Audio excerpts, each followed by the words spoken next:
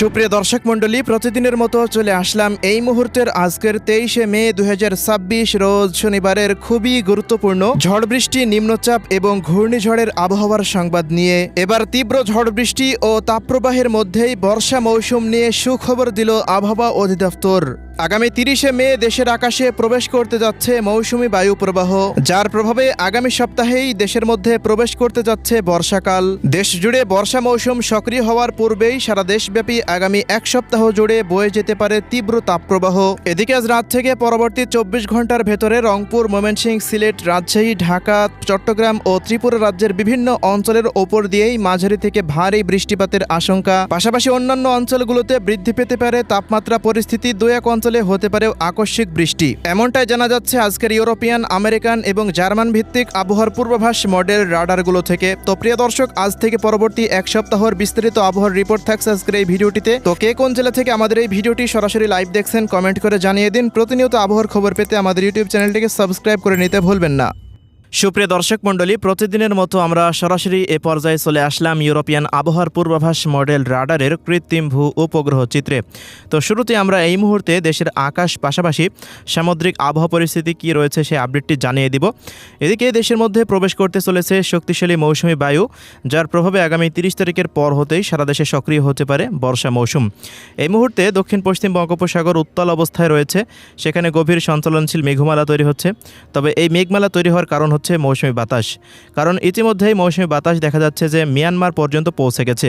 আগামী 30 তারিখ নাগাদ সেটি চট্টগ্রাম বিভাগ, এরপর ত্রিপুরা রাজ্য, পাশাপাশি ময়মনসিংহ বিভাগ, পাশাপাশি বরিশাল বিভাগের জেলাগুলিতে প্রবেশ করতে পারে। এরপর পর্যায়ক্রমে সারা দেশেই তা ছড়িয়ে যেতে পারে। মোটামুটি আগামী এক সপ্তাহ পর্যন্ত চট্টগ্রাম, বরিশাল, খুলনা, ঢাকা, রাজশাহী, পশ্চিমবঙ্গের জেলাগুলিতে তীব্র তাপপ্রবাহ বয়ে যেতে পারে।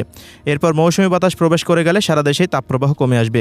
অন্যদিকে নিয়মিতভাবেই ঝড় বৃষ্টি হচ্ছে রংপুর, ময়মনসিংহ ও সিলেট বিভাগের জেলাগুলিতে। এই বৃষ্টিপাতের প্রবণতা আগামী এক সপ্তাহ পর্যন্ত অব্যাহত থাকতে পারে। আজকেও দেখতে পাচ্ছি দেশের অধিকাংশ জেলার আকাশটাই মেঘলা থেকে মেঘাচ্ছন্ন অবস্থায় রয়েছে। রাতের মধ্যে বা পরবর্তী 24 ঘন্টার মধ্যে বিভিন্ন অঞ্চলে তীব্র ঝড় বৃষ্টি হতে পারে।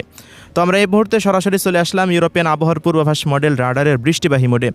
তো পরবর্তী 24 ঘন্টার আবহাওয়ার রিপোর্টে দেখতে পাচ্ছি যে আগামী 24 ঘন্টার মধ্যে সবচেয়ে বেশি ভারী বৃষ্টিপাতের আভাস রয়েছে উত্তরবঙ্গের জেলাগুলিতে। তবে দক্ষিণবঙ্গের জেলাগুলিতে তেমন কোনো ভারী বৃষ্টিপাতের আভাস এখন পর্যন্ত পাওয়া যাচ্ছে না।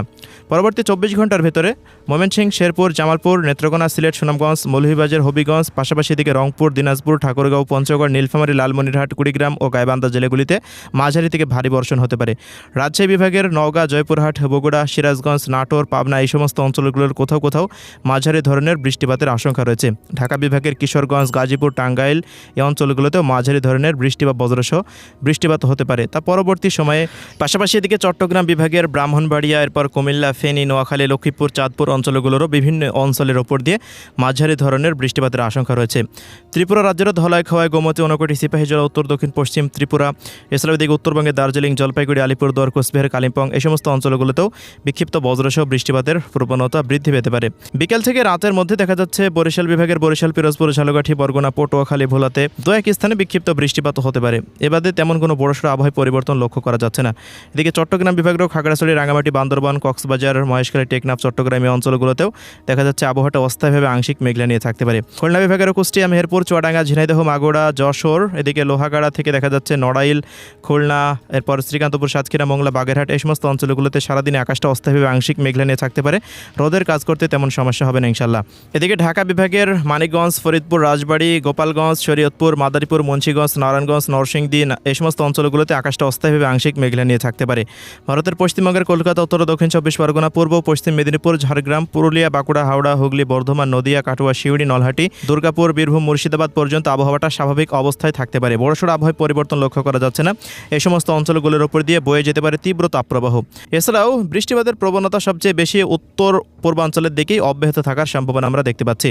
তো এই ছিল শনিবার সকাল থেকে বিকেল পর্যন্ত আবহাওয়ার রিপোর্ট। বিকেল থেকে রাতের মধ্যে আমরা দেখতে পাচ্ছি ভারতের পশ্চিমবঙ্গের দিকে শক্তিশালী মেঘমালা তৈরি হতে পারে, যার প্রভাব পড়তে পারে রাজশাহী, চাঁপাইনবাবগঞ্জ, এদিকে খুলনা বিভাগের কুষ্টিয়া, মেহেরপুর, চুয়াডাঙ্গা, ঝিনাইদহ এবং পরবর্তী সময়ে মানিকগঞ্জ, রাজবাড়ী, ফরিদপুর এই অঞ্চলগুলোতে দু এক স্থানে বিক্ষিপ্ত বজ্রসহ বৃষ্টিপাতের দেখা মিলতে পারে রাতের মধ্যে। এছাড়া প্রিয় দর্শক, আগামী 29 বা 30 তারিখ পর্যন্ত দেশের উত্তর পূর্বাঞ্চলের দিকে ঝড় বৃষ্টির প্রবণতা অব্যাহত থাকতে পারে। তবে দক্ষিণাঞ্চলের জেলাগুলিতে এ সময়ে তীব্র তাপপ্রবাহ বয়ে যেতে পারে। এছাড়াও আগামী 30 তারিখে দেশের মধ্যে মৌসুমি বাতাস প্রবেশ করলেই দেখা যাচ্ছে 30 তারিখের পর হতে নিয়মিতভাবেই সিলেট, চট্টগ্রাম, বরিশাল, ঢাকা এই সমস্ত অঞ্চলগুলোতে ঝড় বৃষ্টির প্রবণতা বৃদ্ধি পেতে পারে, যা এর পরবর্তী এক সপ্তাহের মধ্যে সারা দেশে বর্ষা মৌসুম প্রবেশ করে যেতে পারে এবং প্রত্যেক দিনই দুই বাংলার প্রায় সবকটি জেলার উপর দিয়ে যে কোনো সময় বর্ষা মৌসুমে তীব্র ঝড় বৃষ্টি শুরু হয়ে যেতে পারে এবং আগামী 30 তারিখের মধ্যেই কিন্তু কালবৈশাখীর মৌসুম বিদায় নিতে চলেছে। তো এই ছিল আজকের সংক্ষিপ্ত আবহাওয়ার রিপোর্ট। ধন্যবাদ সবাইকে।